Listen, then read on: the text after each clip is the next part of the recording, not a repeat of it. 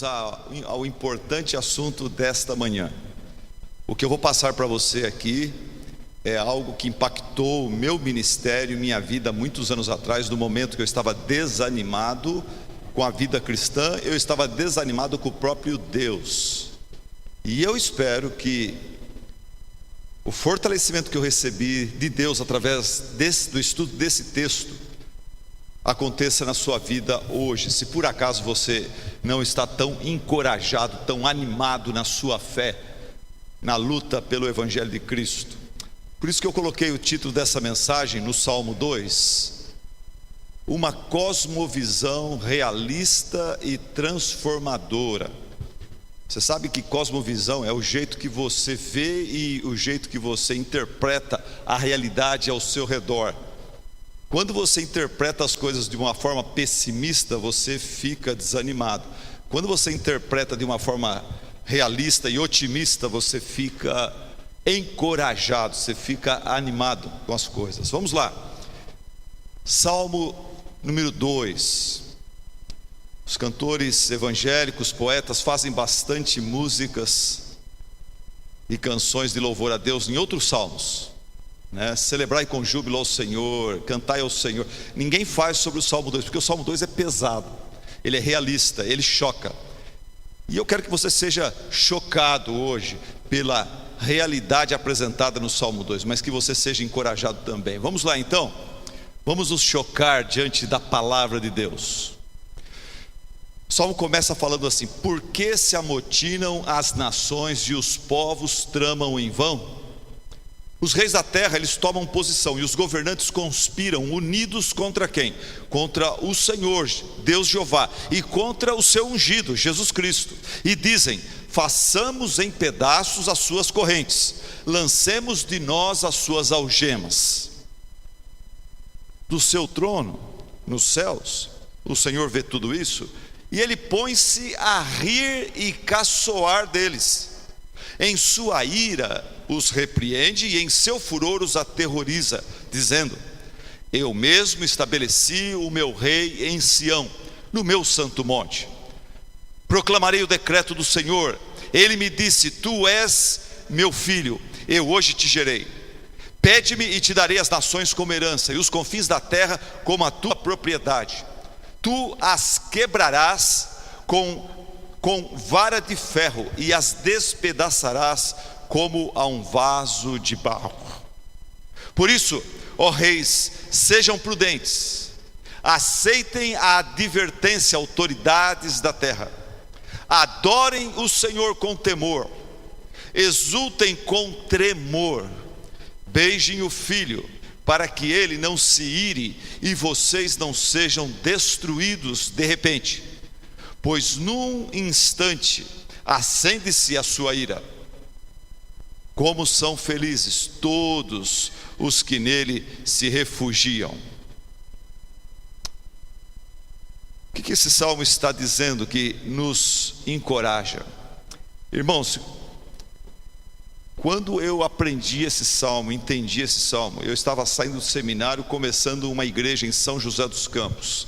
Eu saí do seminário com uma visão romântica acerca do mundo, das almas perdidas, acerca do Evangelho, de Cristo, de Deus e tudo mais. Eu saí de um seminário onde eu vivi 3, 4 anos, rodeado de professores, crentes e irmãs e colegas crentes, todo mundo dizendo amém, todo mundo dizendo: eu vou começar uma igreja, eu vou para o campo missionário.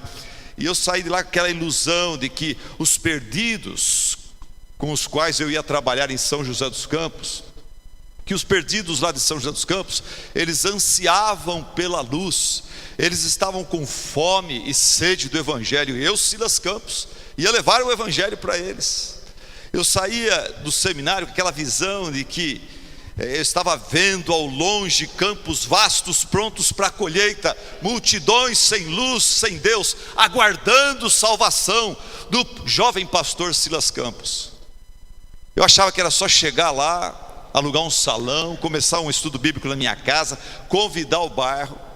Era só chegar, pregar, batizar, discipular, ser amado e ser honrado como pastor de uma igreja que está crescendo em São José dos Campos. Mas irmãos, após 3 anos, com quase nenhum resultado visível, bateu um desânimo no jovem pastor, bateu uma vontade de fechar a porta, esquecer tudo e achar um emprego secular. A minha fé se enfraqueceu, eu fui tomado por um sentimento de derrota, o sentimento que eu estava servindo um Deus perdedor, servindo um Deus fraco, servindo um Deus pequeno. Mas foi através desse salmo que Deus corrigiu minha cosmovisão, me animou, me encorajou, me deu uma cosmovisão bíblica realista e encorajadora, transformadora. Vamos lá, esse salmo, vamos a ele. Esse salmo pode ser dividido em 4 partes de 3 versículos cada uma. Você pode imaginar que você está num teatro vendo uma peça teatral que tem 4 partes. Então as cortinas se abrem, nós temos a primeira parte. A primeira parte é uma análise social. Uma análise social, como que Deus vê o mundo, não como o Joelmir Pet, já morreu, esse não vale, como o Luiz Pondé, como o Gilberto Freire, como o pessoal do Manhattan Connection vê o mundo. Não, nós vamos ver como que o Espírito Santo, que é infinitamente sábio, como ele declara que esse mundo é, como os homens são. E ele começa com essa análise social, e ele fala: porque se amotinam as nações, e os povos tramam de bobeira, tramam em vão. Os reis da terra tomam posição e os governantes conspiram unidos contra o Senhor e contra o seu ungido, e dizem: façamos em pedaços suas correntes, lancemos de nós as suas leis, o seu governo, não queremos esse negócio de amor de Deus, esse negócio de fidelidade de Deus, soberania de Deus, esse negócio de promessas de Deus, isso não nos interessa, nós queremos liberdade. O texto fala que a nossa sociedade se amotinou, ela se rebelou, ela se revoltou e ela se uniu para conspirar contra Deus e contra Jesus, o seu ungido. Pastor Walter Gentry, um pastor não muito famoso, mas muito fiel na pregação da palavra de Deus, escreveu um pequeno livro. No seu pequeno livro ele cita o seguinte, ele cita esse salmo e ele fala assim, acerca desses 3 versículos, ele fala assim: nestes versos eu descobri a chave que explica todas as partes da história da humanidade. Só existe uma motivação que impulsiona o senador no palácio do governo e a prostituta nas ruas.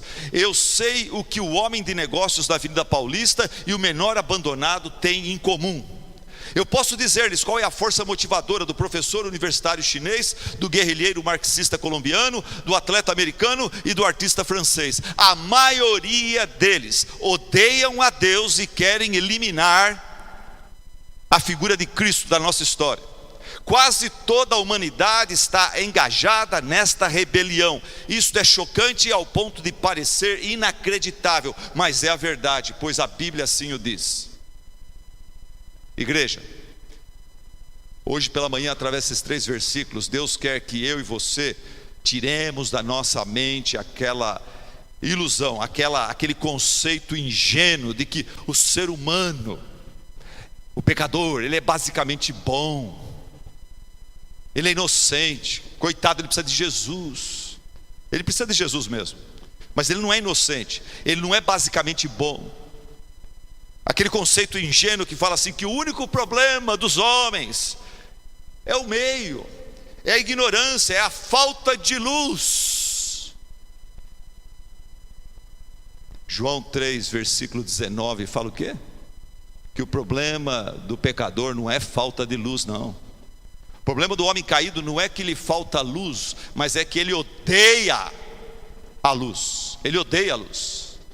E ele ama as trevas, ele ama porcaria, ele ama lixo, ele ama coisa feia, ele ama perversidade, ele ama porcaria. Olha os nossos cinemas, eles lotam não com filmes que exaltam a família, o amor, o perdão. Ele lota, quanto mais sangue, quanto mais destruição, quanto mais desgraça. O que faz uma população gostar de um filme tipo o Coringa? Mostra que a sociedade está atrapalhada. Quando eu vejo crentes na minha igreja, e 2 ou 3 foram e gostaram do filme, eu fico pensando, caramba, Como é que pode pessoas que estão na palavra gostar de um filme desse? Enfim, João 3,19 fala: este é o julgamento, a luz, que é Jesus, veio ao mundo, mas os homens amaram mais as trevas e não a luz, porque as suas obras eram más. Quem pratica o mal odeia a luz e não se aproxima da luz, temendo que as suas obras sejam manifestas. Você já percebeu essa realidade? Que o ser humano, seu vizinho, aquele namorado incrédulo que você achou na rua, não sei aonde aí, você acha que ele é bonzinho, ele é melhor do que os meninos da igreja. O que a Bíblia fala? A Bíblia está falando aqui que o mundo odeia Deus. O ateu, ele não é assim, eu não acredito. Não, ele odeia. Você começa a falar de Deus para o ateu, você vê que ele fica com raiva, ele fica animalesco, ele começa a bater na gente, com as suas palavras, com os seus argumentos. Ele não discute como se estivéssemos discutindo a existência ou não da Branca de Neve, porque todo mundo sabe que a Branca de Neve não existe mesmo, mas o ateu, quando fala de Deus, ele fica com raiva. Você já percebeu essa realidade que o mundo odeia Deus? Deus é amor, paz e perdão. Nossos filmes exaltam o ódio, violência e a vingança. Nossos videogames promovem agressão, derramamento de sangue, estilo de vida antissocial. Deus se agrada dos humildes, mas a nossa sociedade exalta aqueles que esnobam, aqueles que gostam, os orgulhosos, os vaidosos, os prepotentes. Final de ano, sai nas grandes revistas, as mulheres mais famosas, os homens mais ricos. Ninguém coloca numa revista a pessoa mais humilde do ano de 2018 foi eleita. Ninguém fala sobre os humildes. Ser humilde hoje é sinal de fraqueza. O cúmulo é ver revistas do tipo caras, pessoas pagando um cachê violento para exibir a sua casa, exibir a sua riqueza, ostentar a sua opulência. E os pobres não têm dinheiro para pagar a revista caras para se aparecer, usam o Facebook, usa o Instagram e coloca aquelas fotos. Deixa eu mostrar meu peito aqui, deixa eu mostrar meu queixo, deixa eu mostrar meu cabelo, deixa eu mostrar o meu bíceps, sabe? No Facebook todo mundo é feliz, todo mundo está feliz, todo mundo está contente, todo mundo está rico, todo mundo está no restaurante, todo mundo está num lugar bonito. É o ser humano querendo ser aquilo que ele não é e querendo se exibir. Deus se agrada dos humildes, ele faz oposição aos soberbos, aos aparecidos, aos que querem esnobar. Deus ama e ordena integridade. O nosso Brasil é um dos países mais corruptos do mundo. De acordo com o Ministério Público Federal, a corrupção desvia 200 bilhões por ano dos caixas do governo. Deus ordena a santidade da pureza moral, sexual, e a nossa sociedade faz o quê? Ela promove filmes, músicas, shows e artistas que promovem a impureza, a promiscuidade, o adultério, as práticas homossexuais, a libertinagem moral. Uma das músicas do nosso último carnaval, do último carnaval brasileiro, ano passado, eu preguei essa mensagem em Goiânia, ano passado, para um grupo muito grande de jovens lá, e eu citei, olha, a música mais badalada nesse carnaval 2018 fala assim: abra a porta desse armário, que não tem censura para me segurar. Abra a porta desse armário, que a alegria cura, venha me beijar. Uma moça da nossa igreja que veio de Olinda, eu falei, olha, o carnaval de Olinda parece ser um carnaval mais decente, né? Um carnaval com aqueles bonecões. Falou, pastor, o senhor está redondamente enganado. O carnaval de Olinda é nojento, é perverso. O povo que mora lá mesmo não gosta, as ruas ficam imundas, sujas. Um dos lemas do carnaval de Olinda, depois de certa hora, é: ninguém é de ninguém. Ai do namorado ficar bravo porque o outro beijou a namorada dele. Ninguém é de ninguém, essa é a regra do povo brasileiro, que a gente fala que é um povo abençoado por Deus, que ama a Deus, que está faltando luz para eles. Eles só querem, quer Jesus não, gente. O Jesus da Bíblia eles odeiam. Mata Jesus, eu quero curtir meu carnaval.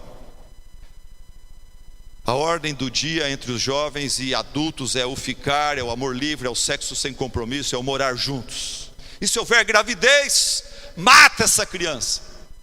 Contrata uma mulher, tem uma mulher no bairro lá, ela mata essa criança. Ela sabe um jeito de essa criança sair aos pedaços do ventre da mãe, para ela poder voltar nas baladas do dia a dia aí. No Brasil não existe estatística confiável, infelizmente, sobre aborto, mas nos Estados Unidos, onde há umas estatísticas melhores, disse que de 73 a 2013 realizaram-se nos Estados Unidos mais de 58 milhões de abortos. É o chamado Holocausto Americano.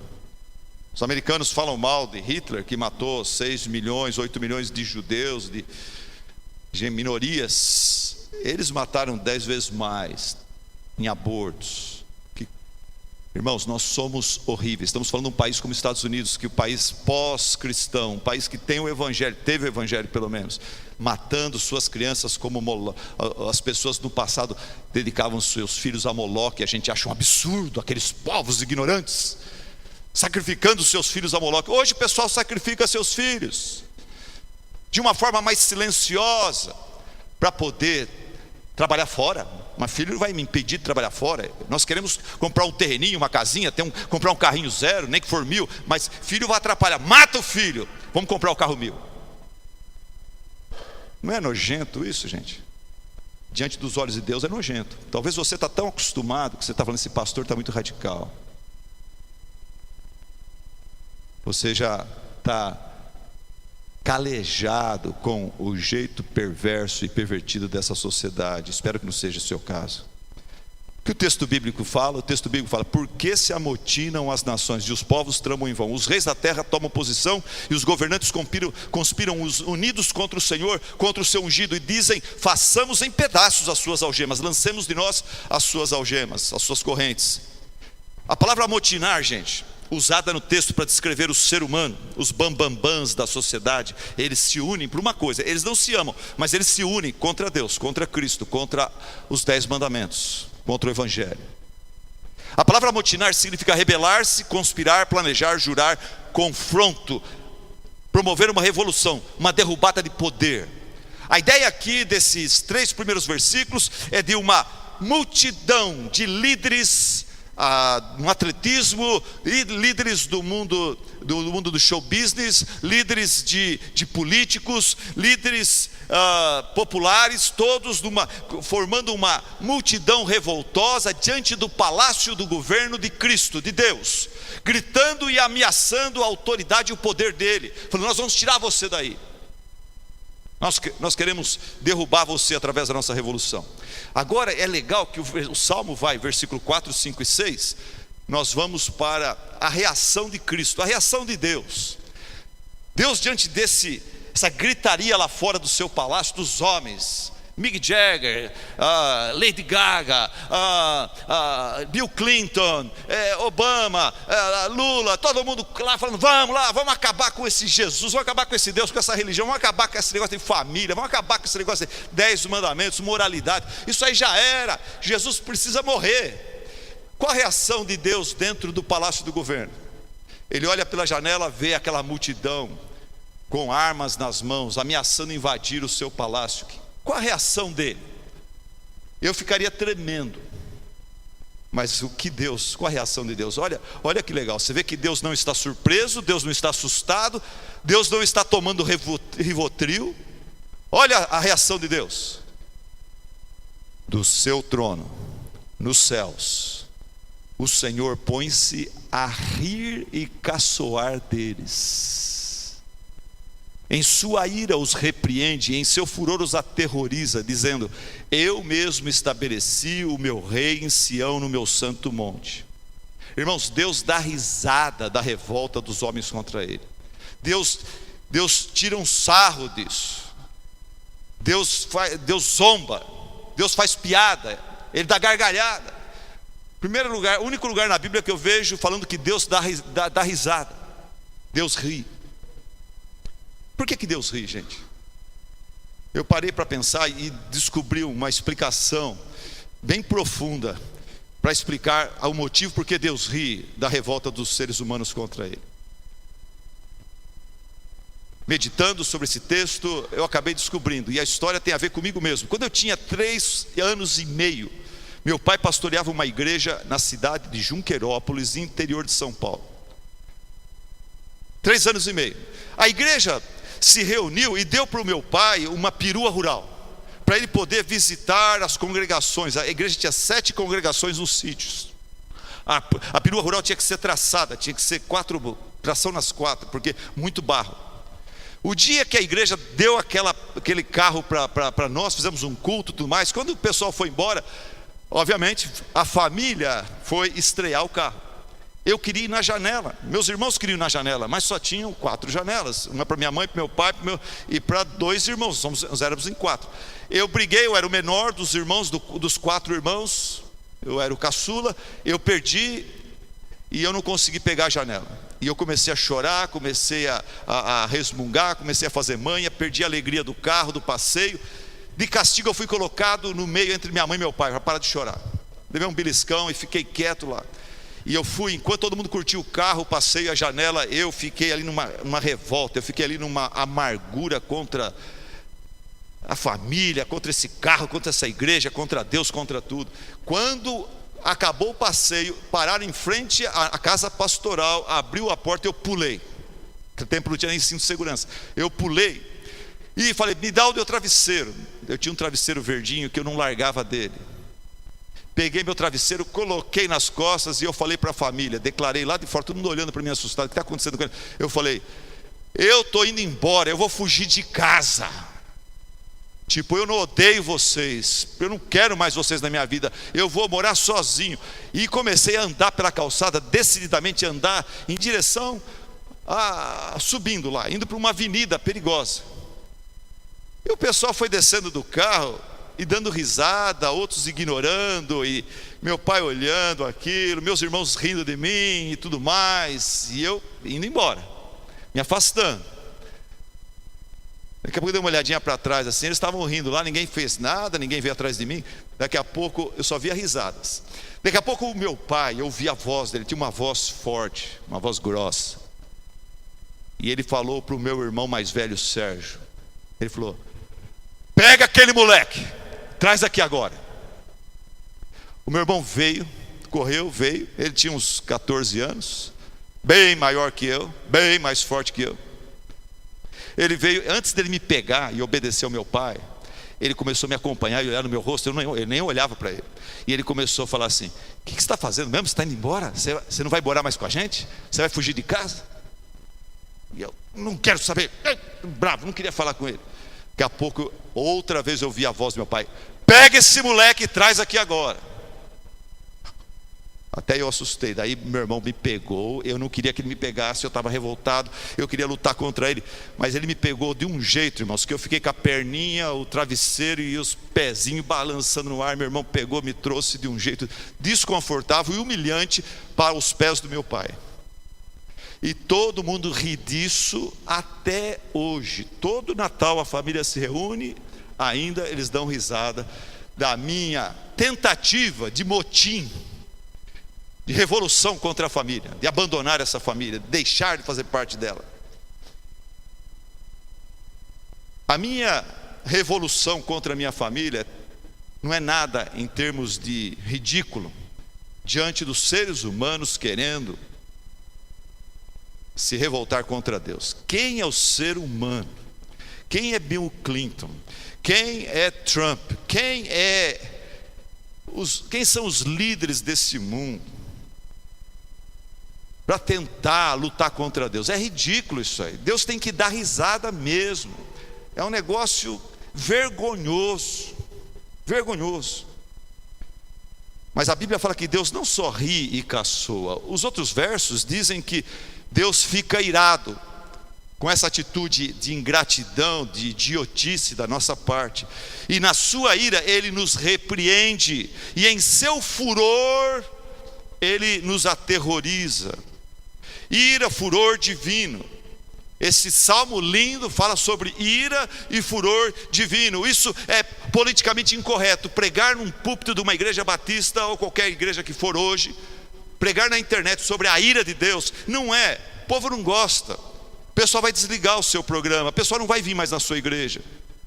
Mas não é por isso, pastores aqui presentes, professores de EBD, não é porque a gente quer ser politicamente correto e apresentar sempre um Deus simpático, amoroso, gracioso o tempo todo, que os nossos sermões e nossos estudos bíblicos estão ficando tão fracos, tão inofensivos, tão desprezíveis. Você dá aula para uma classe de jovens, se você só fala do amor, da graça, e não fala da ira de Deus, não fala da soberania de Deus, dos decretos dele, dos julgamentos dele, seu sermão fica fraco, fica aguado. Eu incentivo os pastores, por onde eu passo, a pregarem sobre a ira vindoura de Deus, sobre a ira presente de Deus. Eu mesmo, aonde eu vou, eu prego um sermão em Romanos 1,18, onde fala que Deus hoje já está julgando os seres humanos. O dia do julgamento final virá na sua inteireza no futuro, mas hoje, Romanos capítulo 1 fala que hoje os seres humanos já estão sendo julgados por Deus, e eles nem percebem, porque a ira de Deus às vezes ela vem de forma sutil. Versículo 24, 26, 28 fala que hoje o ser humano já está sendo julgado por Deus de uma forma que o ser humano não percebe. Ele está já vivendo o inferno e ele não percebe isso. Versículo 24, 26 e 28 fala que Deus já entregou os homens seus desejos pecaminosos. Deus já entregou os homens à imoralidade sexual. Deus já entregou os homens, versículo 28, Deus entregou os homens à perversidade, que é sexo praticado fora da normalidade, é homem com homem, mulher com mulher. Deus entregou os homens. Deus falou assim: ok, vocês não querem Jesus, vocês não querem o Evangelho, vocês não querem pureza, vocês não amam a luz, vocês gostam das trevas.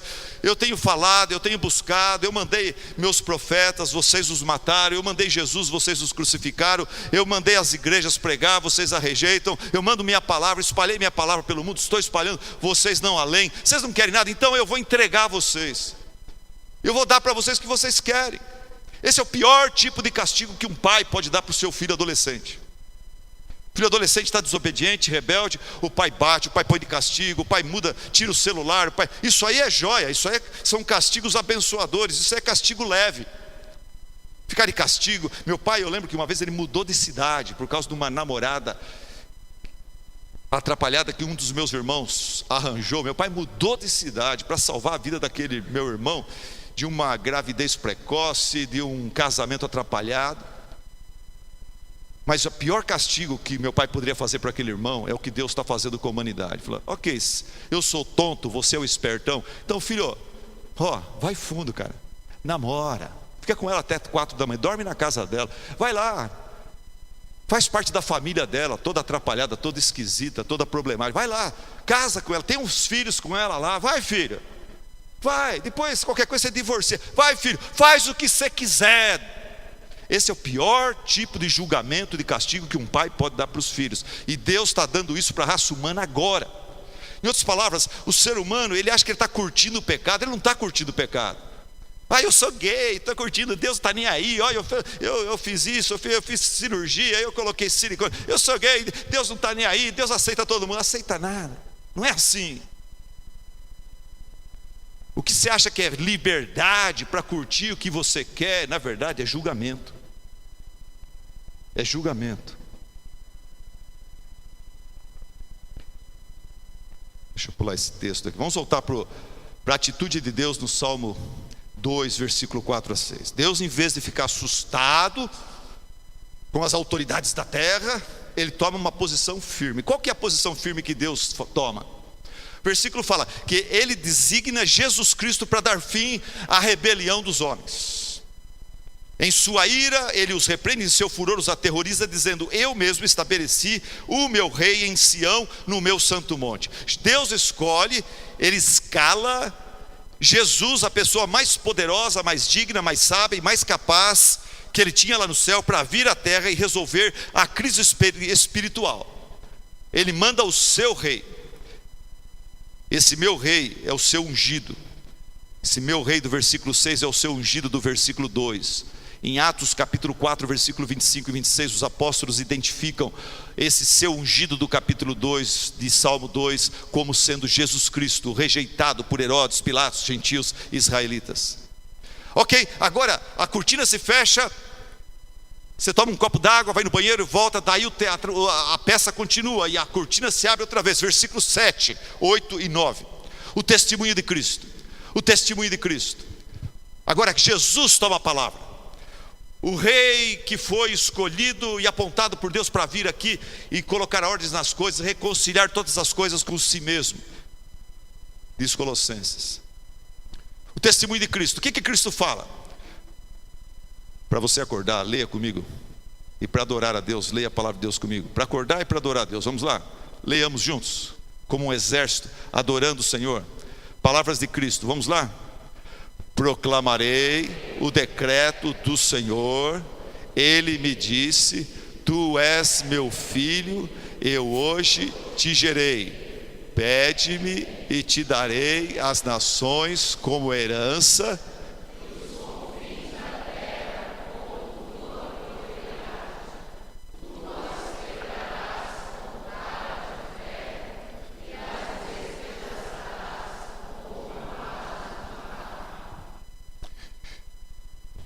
Aqui Jesus, no Velho Testamento, ele fala. E ele explica a sua missão, o seu papel. Por que Deus está mandando ele a esse mundo? Versículo 7, Jesus vem ao mundo para proclamar a vontade do Pai. Versículo 9, ele vem ao mundo para dar fim à rebelião dos homens, quebrando a sua soberba e rebeldia, como se quebra um vaso de barro.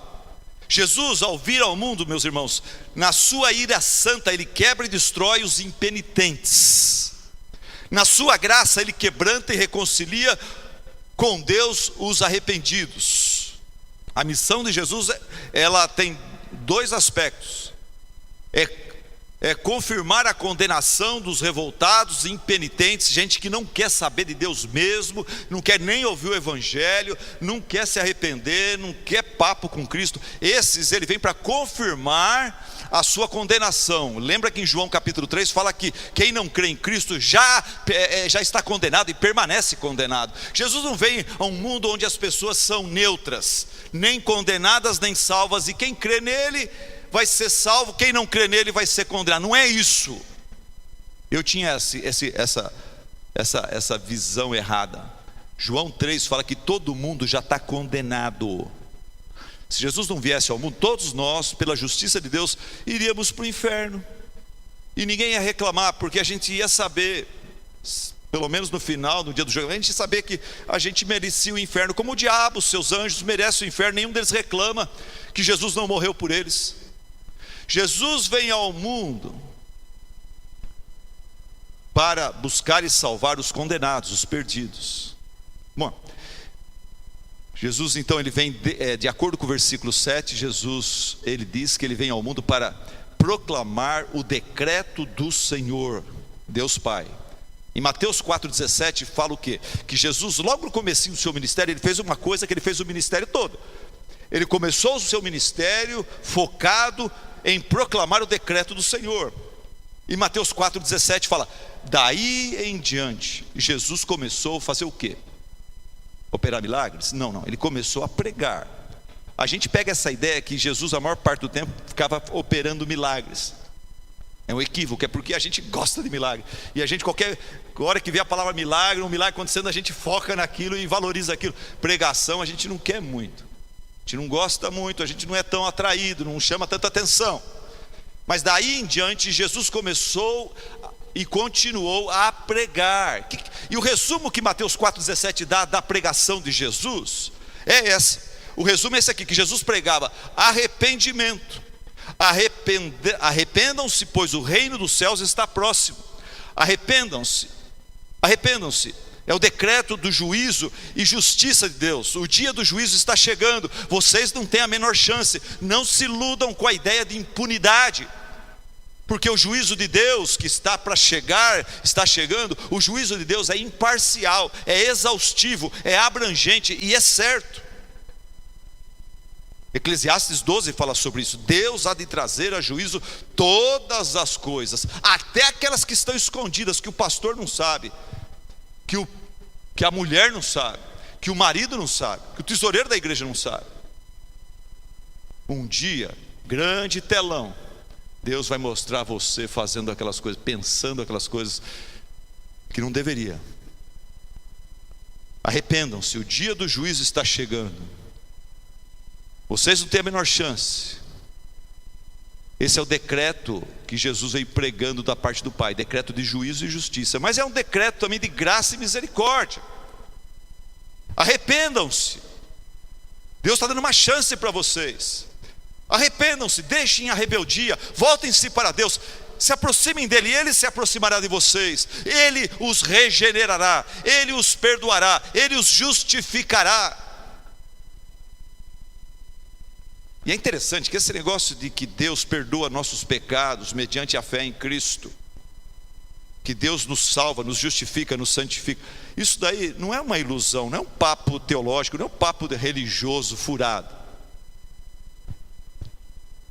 Esse negócio que eu sou salvo pela minha fé em Cristo Jesus, você é salvo pela sua fé em Cristo Jesus, não é mito, não é conversa fiada. Como que a gente sabe que não é? Por causa da transformação de vida que eu estou experimentando já há anos, e você está experimentando, muitos aqui estão experimentando. Logo no começo da nossa conversão, acontece umas mudanças mais radicais, e depois essas mudanças continuam paulatinamente. Deus continua trabalhando em várias áreas da nossa vida. Esse negócio de que Deus perdoa meus pecados, que eu estou indo para o céu, não é papo furado. A maior prova é o tal do novo nascimento, as vidas transformadas.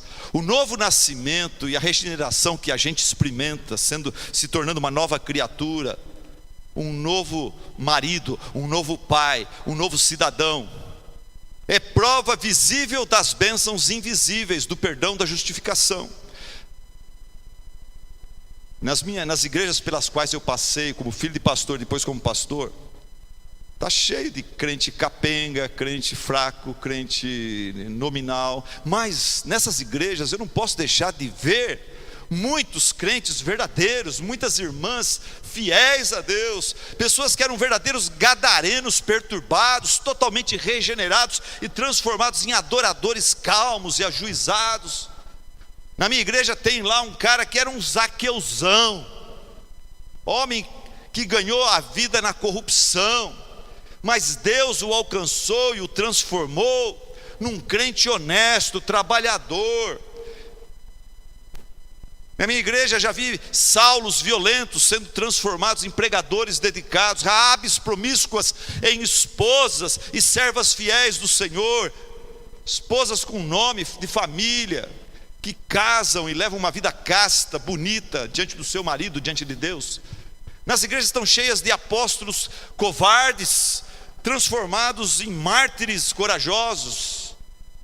Hoje em dia, no mundo islâmico, tem gente presa por causa do nome de Jesus, por amor ao nome de Jesus. Tem gente sabendo que vai morrer por amor ao nome de Jesus. Aqui no Brasil não chegou ainda esse tipo de perseguição. Se um dia chegar, você vai ficar surpreso de ver que muita gente vai correr, mas muita gente vai deixar a cabeça rolar por amor, temor a Deus. Se alguém está em Cristo, é nova criação. Ele não é só uma pessoa que fala, eu sou salvo, fui salvo pela fé, minha salvação é pela graça. Deus, Cristo morreu por mim, eu me arrependi, eu creio no nome dele, arrependi dos meus pecados, e eu sou salvo. Isso é uma ilusão. Não é uma ilusão. Olha para a minha vida, olha como eu era antes, olha como eu sou agora. Eu tinha essa tendência, essa outra tendência. Eu não cometia todos os tipos de pecados, mas eu tinha umas fraquezas que eram bem evidentes em mim. Olha o que Cristo fez. Ele me quebrantou, tanto é que agora eu falo abertamente sobre aquelas fraquezas e pecados, porque realmente Cristo me deu vitória sobre aquilo. Tinha um rapaz na minha igreja que ele saiu do homossexualismo, e ele dava no seu testemunho, ele mencionava isso sem fazer alarde, sem ficar fazendo sensacionalismo, mas ele se prontificava de ajudar. Se alguém tivesse luta nessa área, ele se prontificava em ajudar essa pessoa, porque ele sabia como que foi a luta dele para sair disso. E sabe o que ele falava? Ele falava: quando você é liberto de uma escravidão, de um tipo de pecado, você perde a vergonha de falar sobre aquilo. Ele falou: quando eu não era liberto ainda, eu processaria a minha igreja se ela falasse alguma coisa do meu pecado, do meu estado pecaminoso. Hoje eu mesmo falo, porque eu fui liberto. Pede-me, versículo 8: pede-me, te darei as nações como herança e os confins da terra como tua propriedade. Lá em Salmos, capítulo 2, Deus fala para Jesus: pede-me e te darei as nações como herança e os confins da terra como tua propriedade. Jesus, você vai reinar sobre tudo. Você vai reinar, você vai governar tudo. O cumprimento dessa profecia não ficou muito evidente na primeira vinda de Jesus. Deu a impressão que Jesus não governou muita coisa na sua primeira vinda. Mesmo assim, o apóstolo Paulo, ele reforçou esta profecia, dizendo lá em Colossenses, ele fala assim, em Filipenses ele fala que Deus deu para Jesus um nome que está acima de todo nome, para que ao nome de Jesus se dobre todo o joelho e toda a boca confesse que Ele é o Senhor, para a glória de Deus Pai. Mas a gente não vê isso há 2000 anos atrás, todo joelho se dobrando diante de Jesus, confessando que Ele é o Messias verdadeiro. Você não vê isso. Mas, graças a Deus, nós temos o privilégio de viver 2000 anos depois dessa 2000 anos e 700 da profecia de Salmos 2, 2000 anos depois da reconfirmação dessa profecia feita por Paulo em Filipenses. E o que a gente vê? Essa profecia está se cumprindo ou não? Jesus está caminhando em direção de ter todo o joelho se dobrando diante da sua autoridade, poder e glória? Ou Jesus está caindo no esquecimento? Para pensar. Será que nós não estamos caminhando para o fim dos tempos, quando todo mundo vai reconhecer que Jesus é o Rei dos Reis? Por exemplo, 2000 anos depois do que Paulo fala em Filipenses, qual é o maior feriado celebrado por nossa sociedade? É o aniversário de Sócrates, de Platão, de Aristóteles, de Brad Pitt? Qual é? É o aniversário de Jesus, é o Natal, não é de Hitler. Qual o símbolo mais conhecido e presente ao redor do mundo? Não é a suástica nazista, não é a estrela de Davi, não é a estrela do judaísmo, não é o crescente luar do islamismo. Qual que é o símbolo que a gente vê em todo lugar? É a cruz de Cristo. Ela está nas igrejas, ela está nas casas, nas escolas, nos hospitais, nas tatuagens, nos adornos, nos montes, nos cemitérios, em repartições públicas. Por quê? Porque Deus deu para Jesus um nome que está acima de todo nome. Está chegando o dia quando todo mundo vai se dobrar diante dele. Qual a pessoa mais famosa desse mundo? Na capa da revista Time, nenhuma outra celebridade tem sido mais destacada nos últimos anos do que a de Jesus. Os esportes profissionais, os estádios, nos Estados Unidos, eu tenho essa estatística. É um mercado, o esporte profissional nos Estados Unidos mexe com muito dinheiro. E mexe muito com o povo. É uma religião. Eles conseguem levar para os estádios, todos os anos, somando todos os eventos esportivos, o mundo esportivo, os negócios relacionados aos esportes conseguem atrair 100 milhões de pessoas por ano aos estádios, para ver jogos, isso e aquilo. Jesus, num fim de semana nos Estados Unidos, ele reúne isso daí. Pessoas que vão para igrejinhas pequenas, grandes, médias, mega igrejas, para adorar o seu nome. Por quê? Porque Deus deu para Jesus um nome que está acima de todo nome. E isso é uma coisa crescente, é uma profecia. Um dia, nós estamos caminhando para um dia que todo mundo vai se dobrar diante dele. Qual o nome mais buscado e citado no Google? Não é Lady Gaga, não é Neymar, não é Trump, não é Buda, não é Maomé, não é Bolsonaro, nem Moro. É o de Jesus. Qual o filme mais traduzido e mais projetado e mais visto ao redor do mundo? Não é Star Wars, não é Guerra nas Estrelas, Pantera Negra, mas Jesus. Por quê? Porque Deus deu para Jesus um nome que está acima de todo nome. Qual é o livro mais traduzido e lido no mundo inteiro? É a Bíblia. Não é Paulo Coelho. E qual o personagem principal que a Bíblia retrata, aponta, exalta? O Senhor Jesus Cristo, o Filho do Deus vivo, o Emanuel, Deus conosco, o maravilhoso conselheiro, Deus forte, o Pai da eternidade, o príncipe da paz. Por quê? Porque Deus deu para Jesus um nome que está acima de todo nome. Vamos correr. Eu tenho mais 6 minutos? 6 minutos. O testemunho de Davi, vamos correr. Testemunho de Davi, versículo 10 a 12, encerrando. Testemunho de Davi. Deus falou, teve uma análise social, Deus falou, agora Jesus falou, agora Davi fala no Salmo. Olha o que Davi fala. Davi assume agora a palavra e ele fala: por isso, ó reis, sejam prudentes, aceitem a advertência, autoridades da terra, adorem o Senhor com temor, exultem com tremor, beijem o Filho para que ele não se ire e vocês não sejam destruídos de repente, pois num só instante acende-se a sua ira. Como são felizes todos os que nele se refugiam. Como o apóstolo Paulo, Davi também no Velho Testamento, ele não se envergonha do Evangelho. Davi deixa de lado a sua preocupação com o politicamente correto. Davi arrisca ser zombado pelos seus comparsas, ser escarnecido. Com amor, mais firmeza, ele adverte os seus colegas numa palavra evangelística firme. Talvez eu deveria fazer isso, você deveria usar esse tipo de palavra. Filhão, ô tio, desculpa, mas sem Jesus você está perdido. Sem Jesus você já está sendo condenado. O fato de você ter liberdade de fazer o que der na sua cabeça, isso é julgamento, isso não é curtição. Aceita Jesus, beija o Filho. A ira dele já está sobre você. Beija a ele, abraça ele, aceita ele de coração, e ele vai ter misericórdia de você, ele vai te transformar. Agora, se você quiser continuar vivendo desse jeito, o problema é seu. Eu vou orar para que Deus transforme a sua vida, toque o seu coração, te dê sabedoria. Sejam sábios, aceitem a advertência. Rebeldia vai acabar em desastre, vergonha, condenação. Submissão a Cristo vai trazer segurança, vitória, bênção, alegria, perdão, salvação. Adorem a Deus com temor, alegre-se nele com tremor.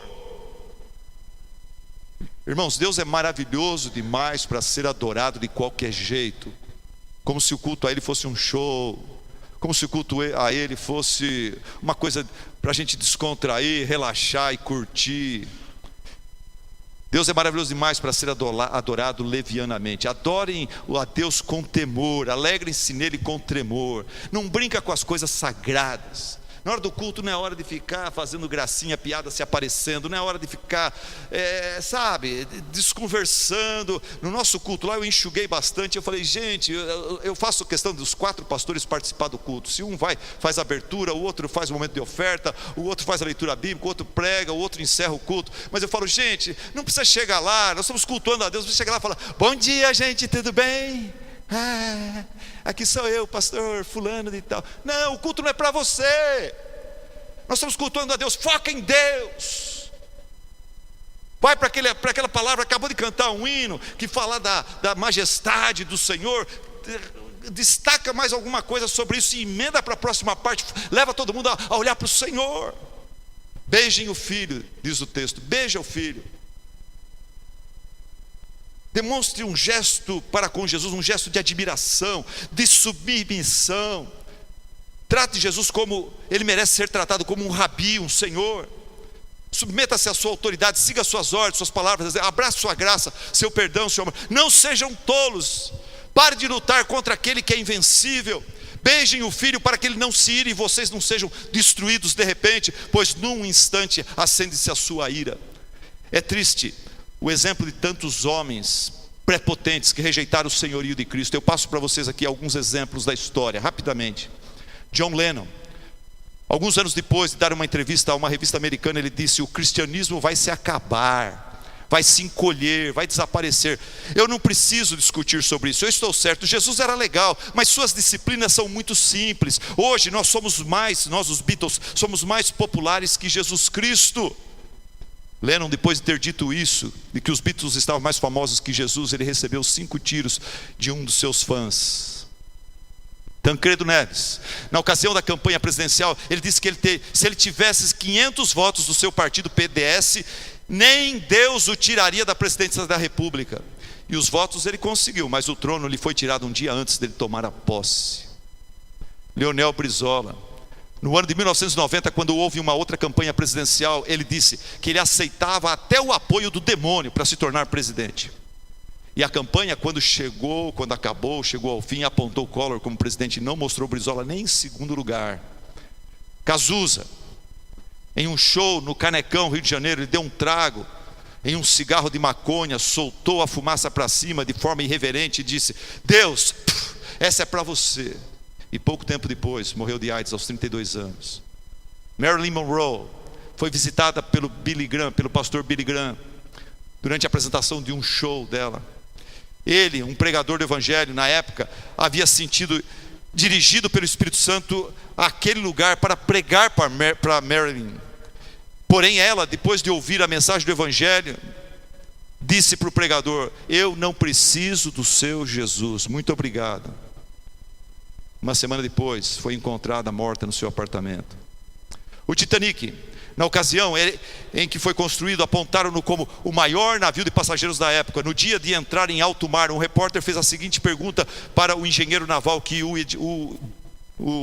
desenhou: o que o senhor tem a dizer para a imprensa concernente à segurança do seu navio, do seu projeto? E o homem, com um tom irônico, disse: nem Deus poderá afundar o meu navio. E o resultado foi o maior naufrágio de um navio de passageiros do mundo, matou mais de 1.500 pessoas. Friedrich Nietzsche nasceu em 1844, foi criado na igreja. Seu pai, seu avô eram pastores luteranos. Entretanto, Nietzsche perde a fé durante a sua adolescência. Seus estudos de filosofia afastam-no de Deus. Jovens, cuidado com a faculdade, cuidado com a universidade. Muita gente se afasta de Deus nesse período. A fé vem pelo ouvir, a incredulidade vem pelo ouvir também. Você ouve um professor ateu por muito tempo, você vai parece que enfraquecendo na fé. E aconteceu isso com Nietzsche. Ele perdeu sua confiança em Deus e na Bíblia. Como filósofo, ele ficou famoso pela frase: Deus está morto. Aos 45 anos, Nietzsche tem uma crise de loucura. No início dessa loucura, Nietzsche encarna alternativamente as figuras míticas de Dionísio e Cristo. Tem hora que ele achava que ele era Cristo, tem hora que ele achava que era Dionísio. Parecia um demoniamento na vida dele. E isso fica expresso em cartas bizarras que ele escrevia, afundando depois em silêncio quase completo até a sua morte. O que o Salmo diz, que Davi disse para os seus amiguinhos? Ele falou: beijem o filho para que ele não se ire e vocês não sejam destruídos de repente. Paulo, ele odiava Jesus Cristo, mas Deus o cegou, o derrubou, colocou o rosto em terra e falou: Paulo, dura coisa é recalcitrar contra os agrilhões. Paulo, para de querer lutar contra Jesus, contra a sua igreja. Paulo, lutar contra Jesus é a mesma coisa que dar murro em ponta de faca.